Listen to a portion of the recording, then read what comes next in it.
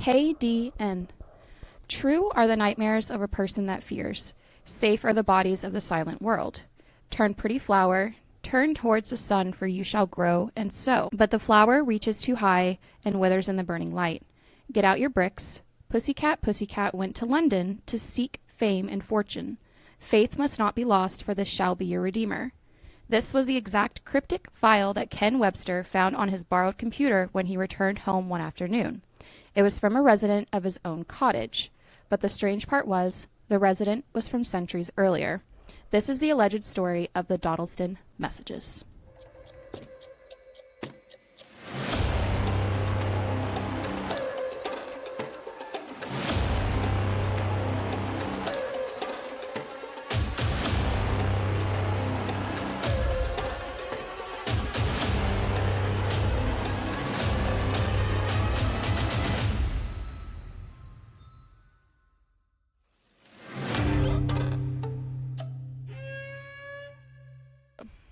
Hi, hello. Hi, I'm Denisha, I am Ashley. and this is the The Afterlife Afterlife Hotline. Today is a little bit different. I don't have to do anything but be here. Yep. This was part of my payment for her for helping me at the market yesterday. It was whimsy. She did way more than she should have had to do. It's So I was like, you relax. I'll do the research for this episode, which I was excited about anyway because I was really interested in this. And shout out to the lady who actually suggested for us to research this because this was very, very interesting. You know, I think this is our first listener suggestion. Yeah, I think so. Yeah, because somebody else who had commented was like giving us feedback on like one of the places. It was like one of the abandoned ghost towns or something. Mm-hmm. Do you remember that, like the coal town? Yeah. So yeah, here. Yep. So this is one that I did the research and I'm filling Denisha in. So she has heard nothing of this. She knows nothing of this. So yeah. I did not look anything up. I thought she was going to put it in our shared Google Drive, and she did not. So I literally know nothing. Because I know better. I know nothing, Jon Snow. All right. It is autumn of 1984. Ken Webster, 29, whose main interests were contemporary music and old Jaguar cars, moved into an 18th century Cheshire cottage in Dodleston, England with his partner Debbie, 19. They were fully prepared to live and occupy a historical home, which needed quite a bit of elbow grease and renovation. This cottage was everything they dreamed of. It was one that could be in a postcard, and they could see their lives being steady, quiet, and still. However, that all changed in the matter of weeks. Upon their new lodger, Nicola Baguli, a budding writer for performance sketches, moving in, some strange occurrences began to unfold. Chalk lines appeared on the walls. Between the bathroom and kitchen, on the coating of dust that covered them, appeared footprints. Not only was it weird enough that there were footprints on the wall heading from the floor to the ceiling, they had 6 toes. All three, Ken, Debbie, and Nick, agreed that it had to be some sort of prank. Right? What were you going to say? Polydactyl human. Honestly. However, these same footprints would reappear after each time Ken would repaint the walls because they're renovating the house. Yeah. So anytime they would reappear, he would take the paint, he'd paint the walls, but And then then they kept reappearing. I mean, you're disturbing. Uh-huh. Yeah. But they would appear just slightly different in differing ways, which ruled out the possibility of them just reappearing through the paint. So they would like move around on the walls. Okay. They would just be slightly different. Alongside these strange lines and 6-toed footprints, cans of cat food were found being stacked in precarious towers. Poltergeist? Maybe. The trio would also begin to experience sudden gusts of freezing wind and would hear footsteps in empty rooms. One day, Debbie even returned home to find all of the lounge furniture stacked into a 6-foot-high pile. Damn. Mm-hmm. Ken Webster was teaching at a local school and borrowed a BBC microcomputer. I had to look this up because it's literally like a clunker box looking thing. What was supposed to be... Chewing on things. Stop it. Quit being a turd, little man. Don't do it. Chewy. I know your name's Chewy, but you ain't got to chew on stuff. Well, you got down. goose. Oh my God. He's so dramatic. What was supposed to be a new piece of technology for Debbie to try writing her sketches soon turned extremely strange. Upon returning home from a night on the town, Ken noticed a green light emitting from the computer. The computer's normal reboot screen had been replaced by an Edward II document file. No one in the house had written it. The message appeared to be written in odd, old-fashioned English. It was titled KDN, which was the beginning initials for each of the 3 members of the household. Yeah. And it reads as follows. True are the nightmares of a person that fears. Safe are the bodies of the silent world. Turn pretty flowers, turn towards the sun, for you shall grow and sow. But the flower reaches too high and withers in the burning light. Get out your bricks. Pussycat, pussycat went to London to seek in fame and fortune. Faith must not be lost, for this shall be your redeemer. Signed with the initials LW. I still don't get that message. I don't get the cryptic meaning behind it, but so grow like the flowers like turn towards the sun and stuff like that. That could mean like, okay, like they're there for a reason. Mm-hmm. So like if they focus on something, whatever they need to do, then they can get to what they're trying to do. But they got too close to the sun. It's almost like they keep looking for things that they're not supposed to look for. Okay. And so because they reach out to that, it burns them. Mm-hmm. At least that's what I'm assuming. Okay. They're near London, are they not? They're in England. Yeah. Dodleston, England.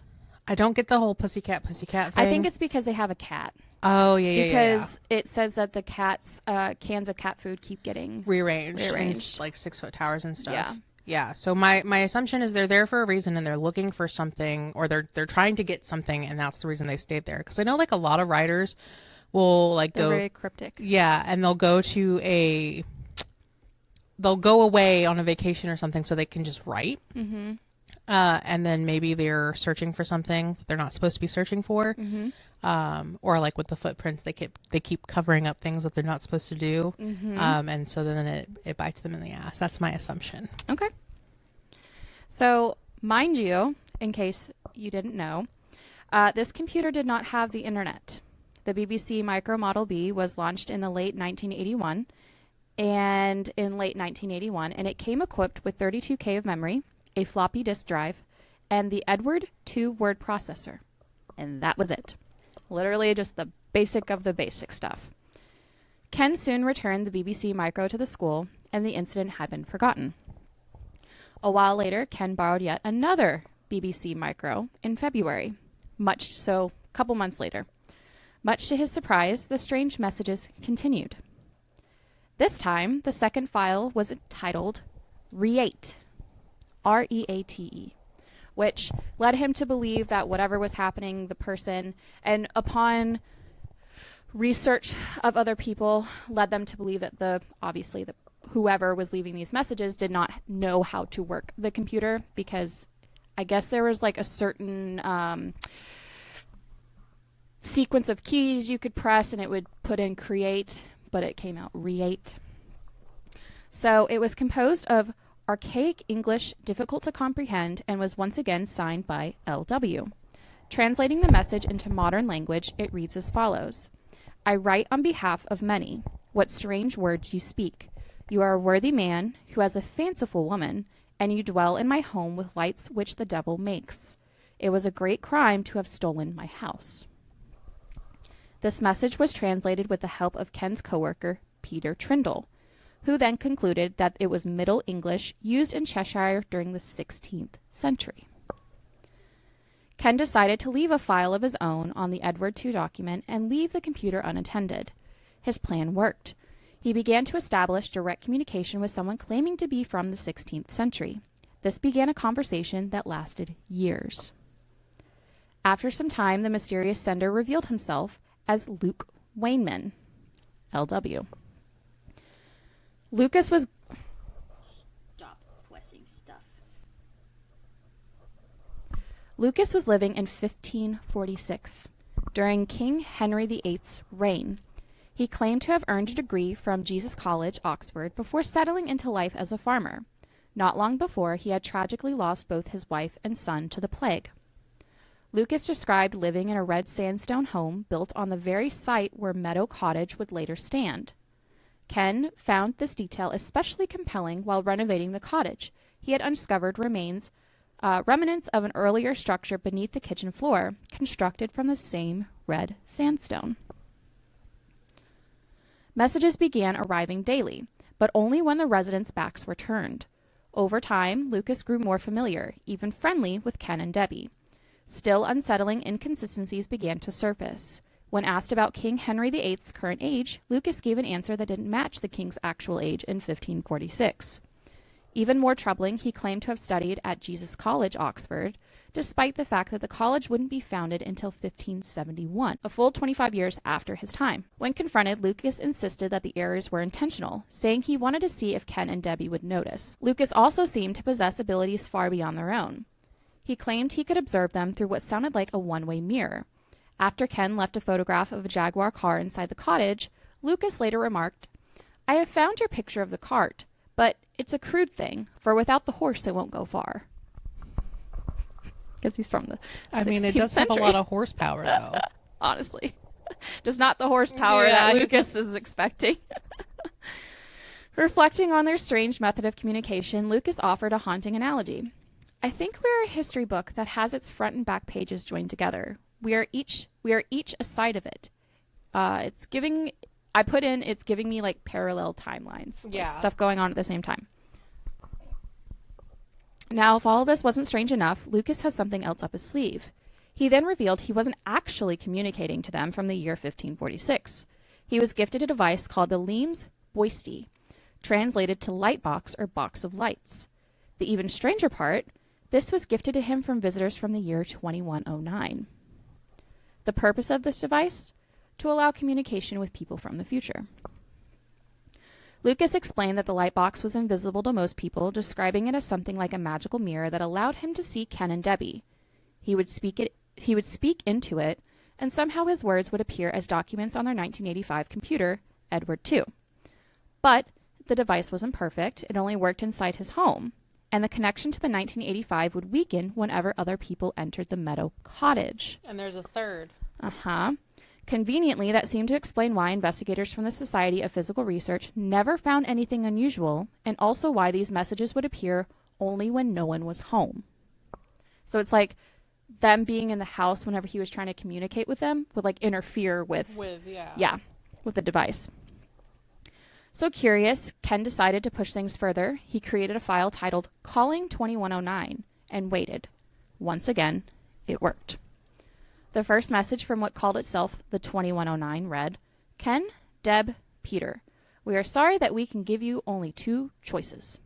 Then went on to explain that Ken and the others could either have everything revealed in a straightforward way, risking dangerous consequences, or accept that they were part of something much bigger, something that could change the course of history within their lifetimes.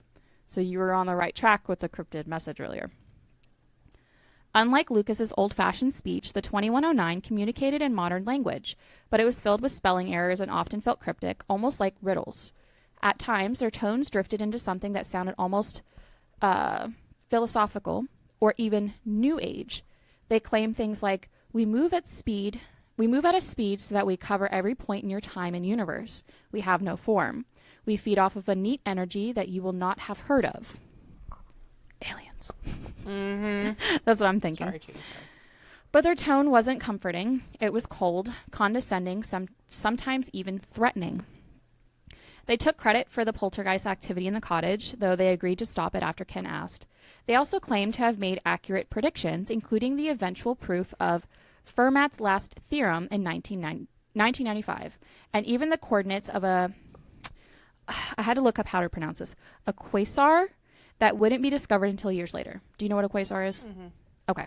I had to look it up, and for those who do not know, it's the extremely luminous, compact core of a distant galaxy powered by a supermassive black hole actively consuming matter. As the brightest type of active galactic nucleus, they outshine their entire host galaxies and are crucial for studying the early universe. You want to know how I know it's what all that kind is? of sciencey shit. You want to know how I know what that is? No. Red dwarf. Yes. Ha. I should have known. I put the definition there anyway, just so that way I remembered, well, and in case you didn't know, yeah. and then also for listeners in case they didn't know. But I'm proud that you knew that. I also took astronomy. Okay, see, that's what I also thought too, because I was like, she's probably have heard of this. Yeah. Fuck that class. Mm-hmm. According to them, they were entities from a tachyon universe, carrying out experiments tied to some larger cosmic purpose far beyond human understanding. Again, I had to look that up. A tachyon universe refers to a theoretical framework populated by tachyons. I think I'm saying that right. Hypothetical particles that always travel faster than the speed of light and move backward in time. Derived from the Greek tachys, these particles possess imaginary rest mass and accelerate upon losing energy, often used to explain casualty violations in physics or as plot devices in science fiction. Whole bunch of scientific words. Then, things escalated. Back in the 1546 timeline, a new name appeared. John. He brought urgent news. Lukas had been arrested for witchcraft. A man named Thomas Fowlshurst, the local sheriff, had heard rumors about the strange box of lights and had Lukas imprisoned in Boston, and had Lukas imprisoned in Bowton Prison. But John revealed something even more shocking. Lukas wasn't actually Lukas. His real name was Thomas Howardin. In response, Ken and Debbie did something bold.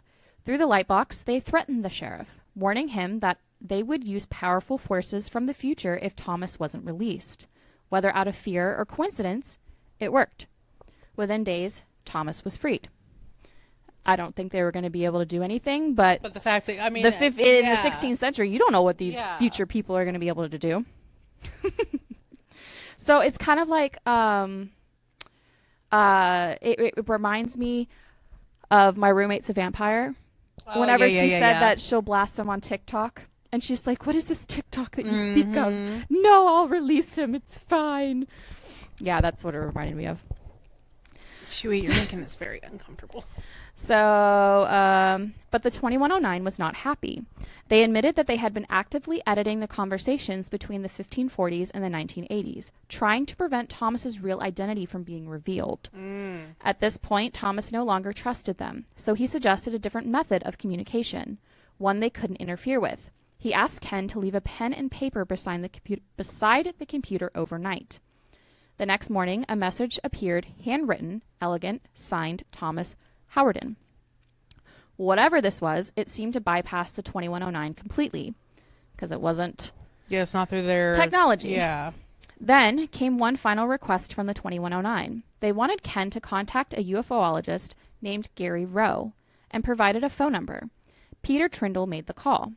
Gary conducted his own investigation, but things quickly became secretive. He began receiving sealed messages from the 2109 that he refused to share with Ken or the others. Tensions grew. Eventually, after Ken lost his temper over the secrecy, Gary stormed out of the Meadow Cottage and never came back, taking whatever those messages contained with him. Not long after, the communications began to end. Thomas Howardin was the first to say goodbye.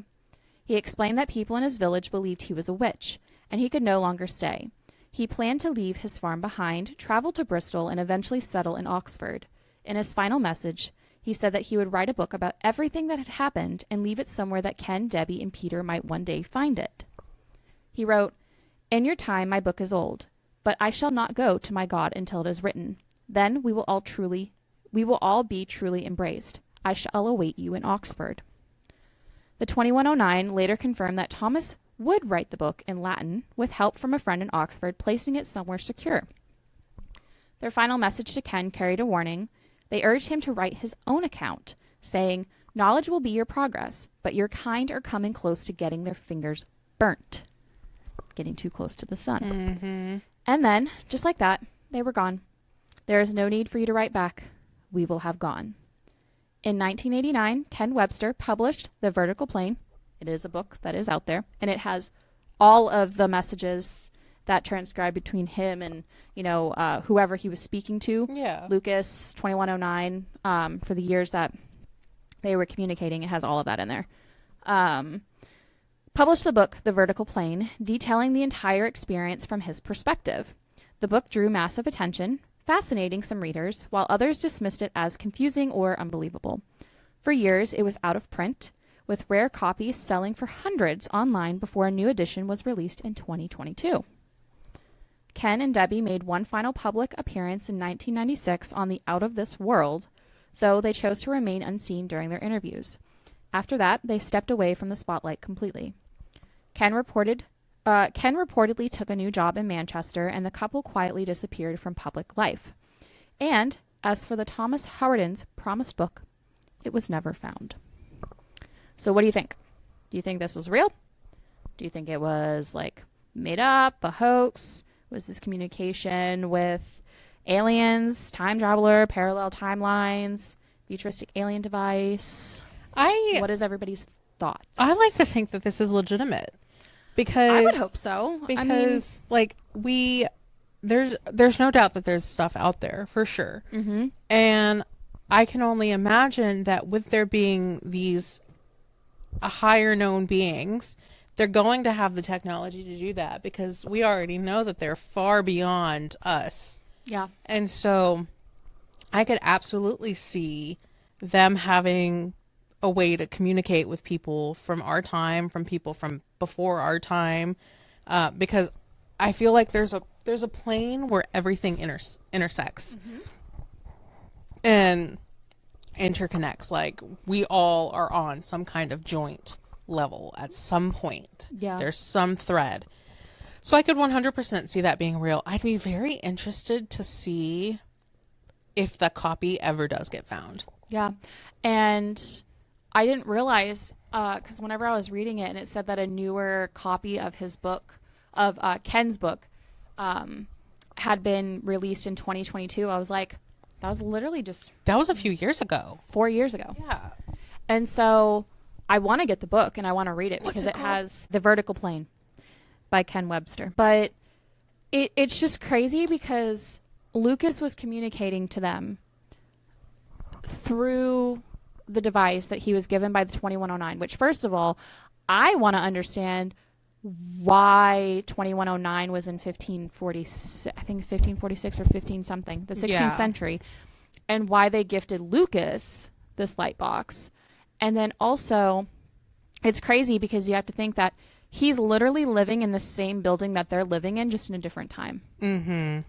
So, and it was and I'm also wondering part of it, because part of the building was still there, but it had just had been incorporated into the new construction of the home. And especially since he found pieces of it. Mm-hmm. Damn. Because I know stuff holds memory, and I know like certain types of sediments like limestone and stuff like that can enhance activity. But I think this was sandstone, like red sandstone. So, but yeah, I thought that was very interesting, and I want to know more about the 2109. Yeah, same. Give me more information about that. Who are these people? Are they actual people? Are they aliens? Are they other entities? Like, what's going on? So, but yeah, I thought that was really interesting, and the fact that they were communicating. So, but yeah, I understand why all the communication stopped, because it's like the 2109 gave Lukas this box to communicate with people from the future, but then also at the same time they didn't want him to reveal too much information, because then it could mess up things and like alter things. And wow, what? One of the original copies, the original from 1989 is on eBay right now for $200. Yep. It said that they were going for hundreds of dollars. And so I would assume that the 2022s are probably a lot cheaper. Typical $20 book. Yeah, which I now want to get that, so that way I can I read was it. trying to see if it would be at Books A Million, I'm not gonna lie. Yeah. But I'm having trouble. The only thing I can find is the Goodreads book where you can rate it and stuff. Oh, but it doesn't have it on there to read it? Not Goodreads. No, Goodreads is all about Had we not decided on this yesterday that I was gonna go over this, I would have probably attempted to try to like get the book and actually read the book to have more information. But if I find out more information on it, then we can always touch. Yeah, we can episode always on it. part 2, and we can always talk about it. Yeah, we can always talk about like similar situations too. Because I'd be really interested in reading it. Now I need my dad to watch this episode because I feel like Dad would find this to be very, very interesting. Yeah. So some people on Reddit are theorizing that Thomas's book has actually been found and is hidden somewhere.